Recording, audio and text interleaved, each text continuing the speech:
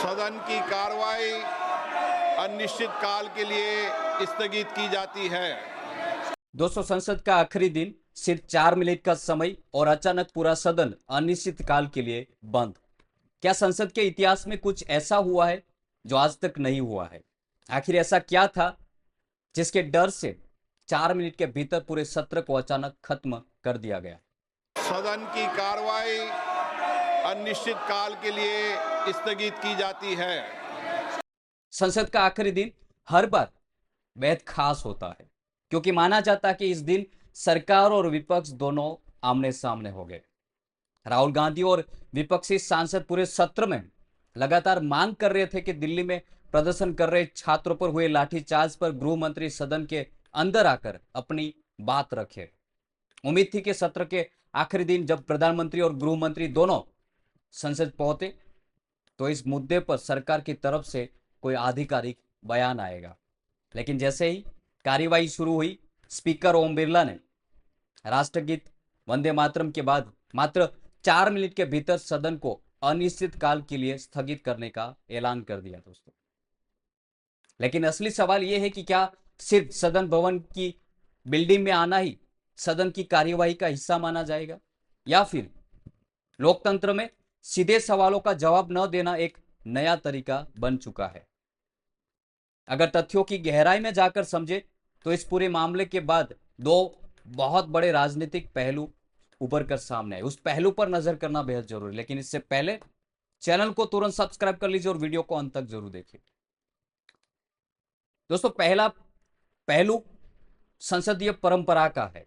जब भी देश में किसी बड़े मुद्दे पर जनता या युवाओं का गुस्सा सामने आता है तो संबंधित मंत्रालय के मंत्री को सदन के फ्लोर पर आकर बयान देना होता है। विपक्ष का कहना है कि वे सिर्फ इतना पूछ रहे हैं कि प्रदर्शन कर रहे छात्रों पर बल प्रयोग करने का फैसला किसका था। विपक्ष के मुताबिक बिल्डिंग की कैंटीन या दफ्तर में मौजूद रहना और सदन की टेबल पर बैठकर जवाब देना दो अलग बातें हैं। अब आइए इसके दूसरे पहलू पर नजर करते हैं, जो सत्ता पक्ष का नजरिया है। सरकार का कहना है कि गृह मंत्री लगातार संसद परिसर में मौजूद थे और वे हर नियम के तहत चर्चा के लिए तैयार थे। सत्ता पक्ष का तर्क है कि जब विपक्ष लिखित सवाल देने या तय नियमों के तहत बहस करने को तैयार ही नहीं था तो सिर्फ हंगामा करके सदन का समय खराब किया जा रहा था। सरकार के समर्थकों का यह भी दावा है कि विपक्ष मुद्दों पर गंभीर बहस करने के बजाय सिर्फ नारेबाजी करना चाहता है। लेकिन अगर निष्पक्ष होकर देखें तो सिर्फ 4 मिनट में सत्र खत्म हो जाना आम जनता के मन में कई सवाल छोड़ जाता है। अगर सरकार के पास सभी सवालों के जवाब मौजूद थे तो शोर शराबे के बीच भी एक संक्षिप्त बयान देकर अपनी बात रखी जा सकती थी।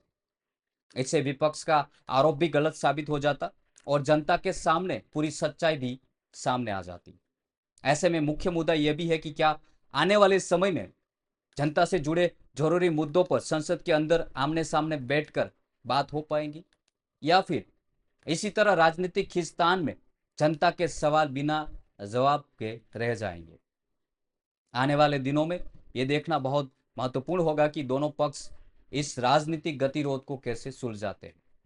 इस पूरे मुद्दे पर आपकी क्या राय है? कमेंट बॉक्स में अपनी राय जरूर बताइए। जिन लोगों ने अंत तक वीडियो देखा उनका बहुत बहुत शुक्रिया। ऐसी ही जानकारी प्राप्त करने के लिए जुड़े रहिए हमारे साथ और चैनल को सब्सक्राइब कर लीजिए और बेल आइकन पर क्लिक करना ना भूलिए। बाकी वीडियो भी हमारी चैनल पर मौजूद है, आप देख सकते हैं।